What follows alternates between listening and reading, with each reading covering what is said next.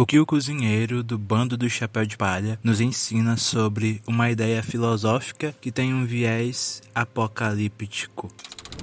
É preciso entender o contexto da história de Sanji para poder ter uma noção de todo o contexto.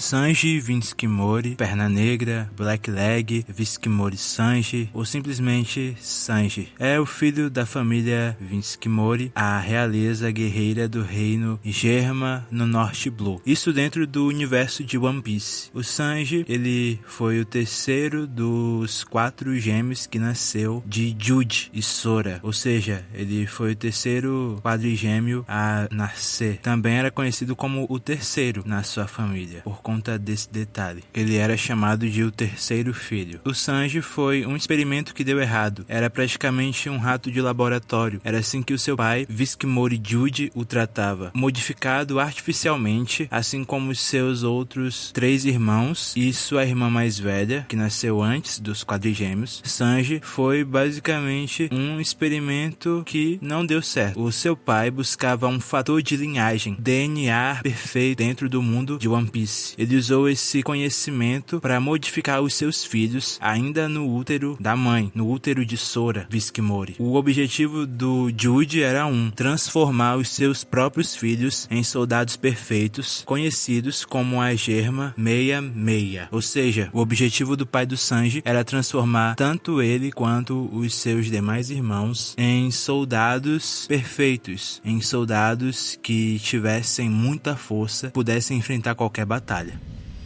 O pai do Sanji é a personificação da ambição humana em seu estado puro. O pai do Sanji não estava nem aí se eram os seus filhos que estavam em jogo. Jude queria apenas concluir a experiência, fazer dos seus filhos soldados perfeitos. Sora, a mãe de Sanji, era contra a ideia do pai, contra a ideia de Jude, e tomou uma certa substância para que o experimento não fosse adiante, para que o experimento não desse certo. Porque o experimento iria transformar os seus filhos em soldados perfeitos, soldados fortes, soldados que iriam resistir a qualquer batalha, mas haveriam consequências, e uma das principais consequências seria humanidade. Os seus filhos deixariam o seu lado humano de lado. Os filhos de Sora e Jude tornariam-se soldados sem nenhuma falha, mas em contrapartida, eles perderiam totalmente as emoções humanas. Não sentiriam dor, não sentiriam tristeza, não sentiriam nada. Por isso, Sora tomou uma certa substância para que o experimento não fosse adiante. Mas o único filho que a substância que Sora tomou surtiu efeito foi Sanji, porque Sanji foi o único que nasceu com emoções humanas. Os outros 3, devido ao experimento, ficaram sem emoções, sem humanidade. E por Sanji ter sido, entre aspas, o experimento que não deu certo, ele foi uma espécie de filho rejeitado pelo seu pai, por conta de não ter habilidades de super soldado como os irmãos.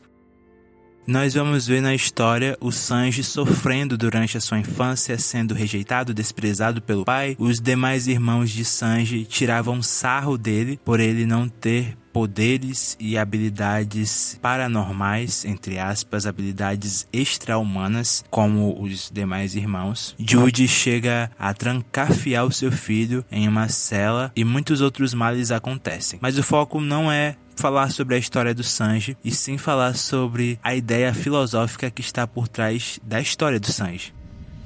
O além do homem, que nos torna humanos, é cada dor, cada prazer, cada suspiro, cada pensamento e tudo o que é inefavelmente grande e pequeno. É isso que Nietzsche diz, afirma. Nietzsche falou sobre o super-homem, o além do homem. Superar valores intrínsecos, alguém que cria os seus próprios valores, alguém que desenvolve a sua própria ideia de moralidade. Isso não tem nada de biológico, é espiritual, é moral, é intangível.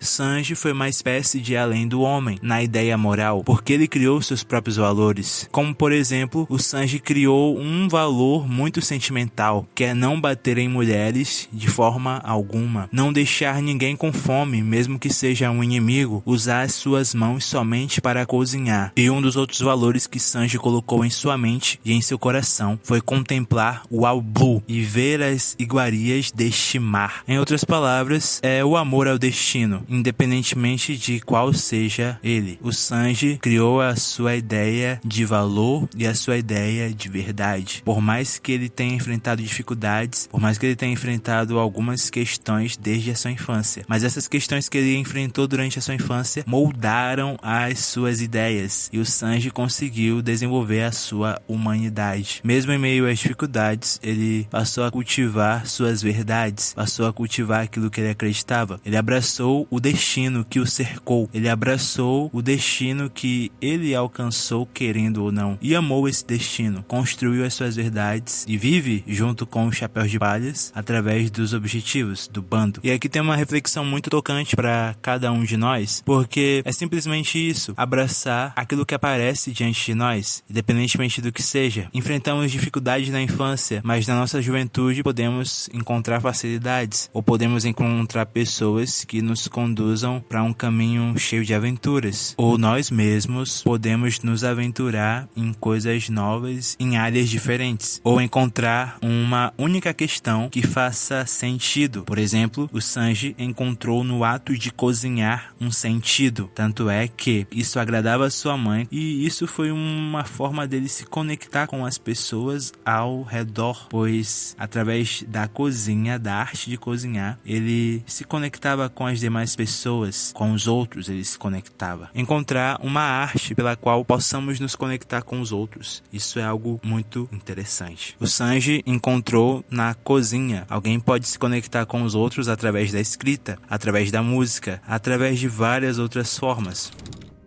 O transhumanismo. Aldous Huxley, no livro Admirável Mundo Novo, de forma distópica fala sobre o transhumanismo, uma sociedade de pessoas concebidas artificialmente, onde o termo pai e mãe tornam-se obsoletos, caem em desuso, porque as pessoas não nascem mais de um pai ou de uma mãe, mas sim de formas alternativas, super tecnológicas. Seu irmão, Julian Huxley, grande entusiasta do transhumanismo, afirma: a espécie humana pode, se ela desejar, transcender, não apenas esporadicamente, um indivíduo aqui de uma maneira, um indivíduo ali de outra maneira, mas em sua totalidade enquanto humanidade. Nós precisamos de um nome para essa crença. Talvez transhumanismo sirva o homem continuando homem, mas transcendendo, percebendo novas possibilidades para sua natureza humana. Julian Huxley foi um grande entusiasta do transhumanismo, e essa vertente transhumanística é um pensamento filosófico que tem um viés tecnológico também, e passa também pela biologia. Nós vamos verificar na nossa atual sociedade pessoas que estão sempre conectadas com a tecnologia. A tecnologia passou a ser parte da vida de todo mundo. Isso aqui faz uma menção tocante ao Sanji, porque o Sanji seria um transhumano, um homem modificado desde o seu nascimento. Nesse sentido, nós vemos que o Sanji rejeitou isso, porque essa transformação traria consequências. E nesse sentido, sobre o transhumanismo, Luke Ferry fala ainda mais. Ele fala que um progresso sem fim, uma perfectibilidade ilimitada da espécie humana, é ao mesmo tempo possível e desejável. Uma das características mais essenciais do movimento é o de passar do paradigma médico tradicional, o da terapêutica, cuja finalidade principal é reparar, curar doenças, patologias, para um modelo superior de melhoria ou até aumento do ser humano.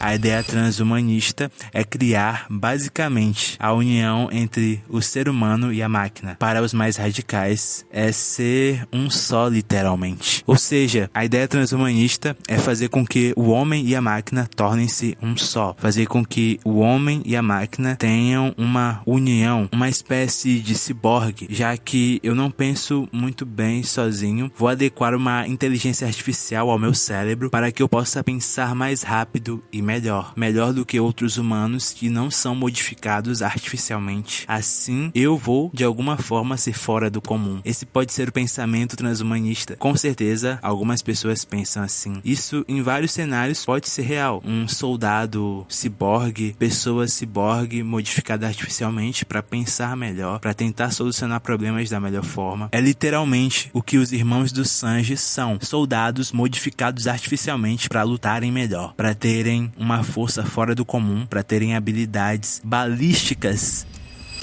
Apocalipse, ou seja, um sinal na fonte, uma IA na mão, e ainda tem quem diga que a Bíblia não fala a verdade. No Apocalipse, João registra no capítulo 13 algumas questões que remetem a ideias transhumanistas, e isso combina com a nossa realidade atual. Olha só, Apocalipse 13, 15 a 18. O segundo monstro recebeu o poder de soprar vida na imagem do primeiro, para que ela pudesse falar e matar a todos os que não a adorassem. Ele obrigou todas as pessoas, importantes e humildes, ricas e pobres, escravas e livres, a terem um sinal na mão direita ou na testa. Ninguém podia comprar ou vender, a não ser que tivesse esse sinal, isto é, o nome do monstro ou o número do nome dele. Isso exige sabedoria. Quem é inteligente pode descobrir que o número do monstro quer dizer, pois o número representa o nome de um ser humano. O seu número é 666. E, ironicamente, Germa 66 era o nome do exército de soldados clones criados pelo Jude, pai do Sanji, um exército de homens modificados. Uma possível representação da maldade futura descrita na Bíblia? Não sei, pode ser. Podemos criar teorias assim adiante. Mas é importante nós ressaltarmos que o que o texto bíblico diz é que todas as pessoas, independentemente de classe social, se estiverem presas ou livres, escravas ou livres, todos vão ter que